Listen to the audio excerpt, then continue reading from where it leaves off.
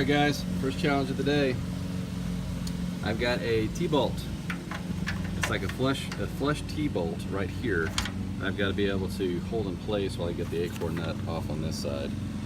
And the weather stripping goes right here so you can close the door. And if you use a regular bolt, the head would come out and it would shove up against the body, the cab.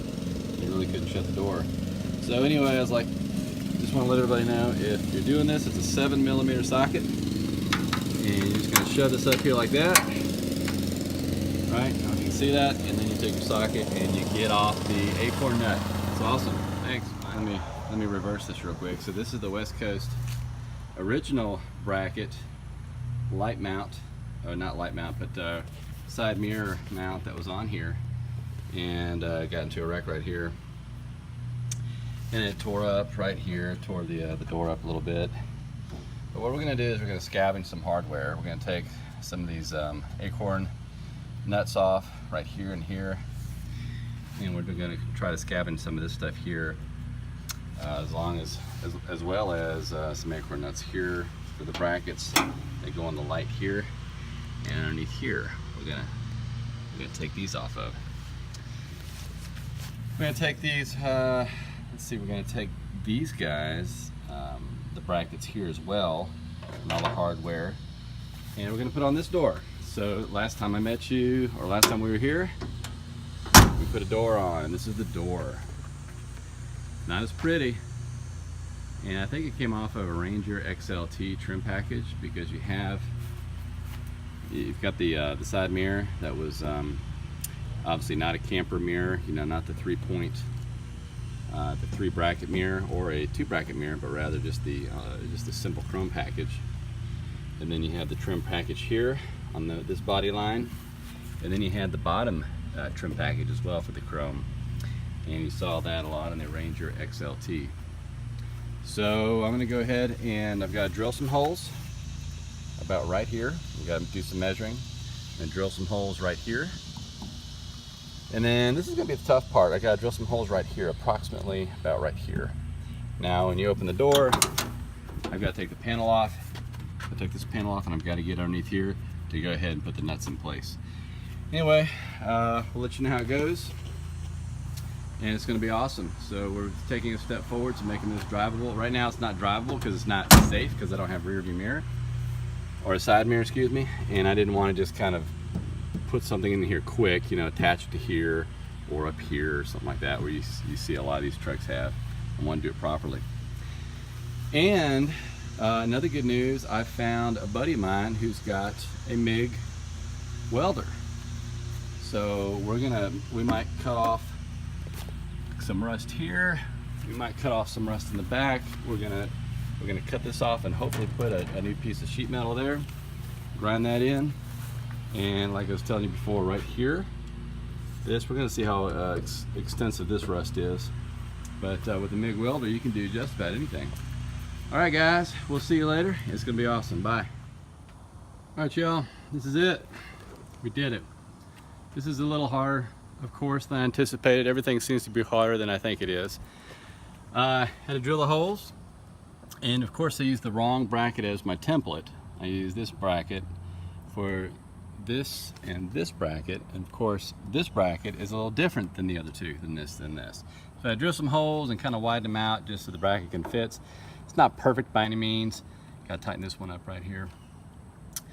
I scavenged from one I got off eBay.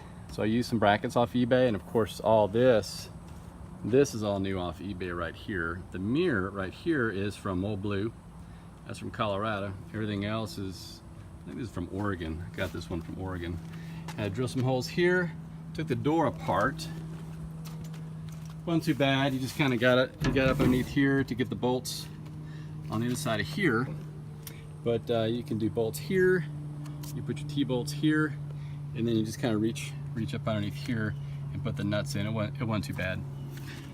The hard part was making sure everything lined up, because it's a tripod effect, right? So you got to have everything kind of slides around until you get where you want it to be, but you want it to be perpendicular. You want this to be perpendicular to the door. The problem is that these guys didn't want to fit with the new brackets I got.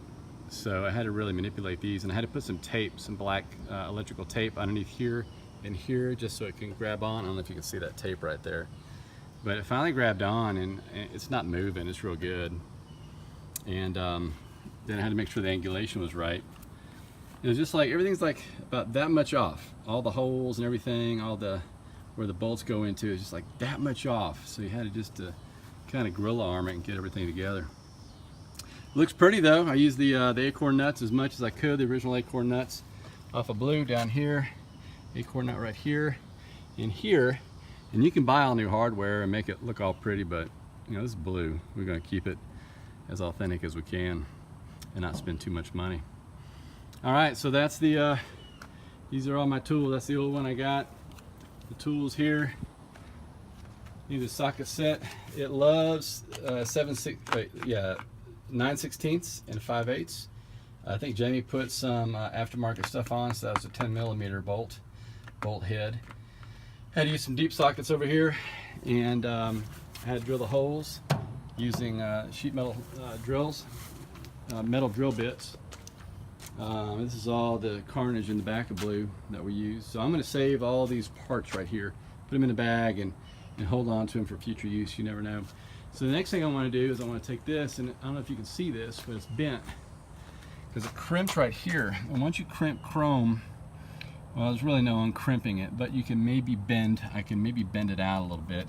If I can get up here, take this off, and just bend it down, and everything kind of goes up. So we're going to try that, and we're going to see what happens, because I'd love for this to be just, you know, like perpendicular, like that to the truck. That would be real pretty.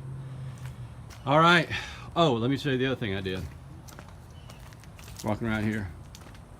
Isn't Blue pretty? I'm gonna do something with the hubs too. We're gonna go ahead and sandblast those and paint them. All right, so this, I got a new. It's a button. The whole unit here. You can see. You can get this off of lmctruck.com, which I love that place.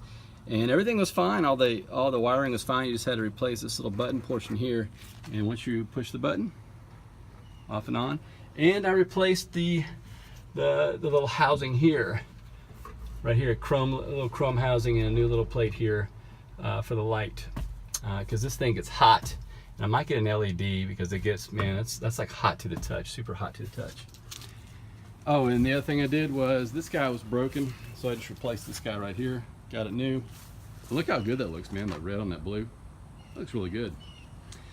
There's the old door. I'm going to go ahead and bring that. You never know. They might be able to bang that out and make it look pretty, but I don't know if I want to pay the money. Remember, spending money is a no-no on Blue. We try to do it all. All right, I'm going to go ahead and put this back on. I'm going to put the door handle on, and I'm going to put the crank on. And then I think Blue, for the time being, is ready to roll. Blue safe.